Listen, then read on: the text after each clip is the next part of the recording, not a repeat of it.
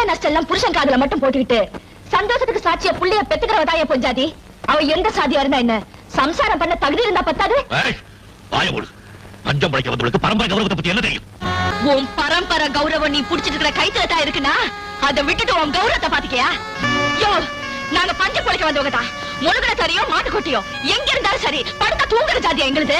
சோழ சோறா இருந்தாலும் சரி, கம்ம கூழா இருந்தாலும் சரி, மண்ணை தின்னாலும் மறுபடியும் பசிக்கும்யா. வில்லங்கம் இல்லாத வயது எங்களுக்கு.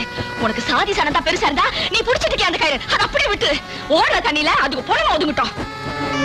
இந்தாயா இன்னொன்னு சொல்றேன், உன் மருமக ஆத்து தண்ணினா செங்கோட பொண்ணு ஊத்து தண்ணி. அளவு தான் சிறுசு பெருசு தவிர தண்ணி தண்ணி தாயா. உன் கோபத்தை விட ஆத்து தண்ணிக்கு ஆத்து அதிகம். அப்படியே விட்டு அடிச்சுட்டு போட்டோம். கொக்கு குருவி எந்த சாதியா? அதெல்லாம் சந்தோஷமா வாழல. ஏன் நீ ஸ்நேகம் வச்சிருக்கே சிட்டுக்குருவி, அது எந்த சாதியா? நல்ல வேலை நாடா குருவி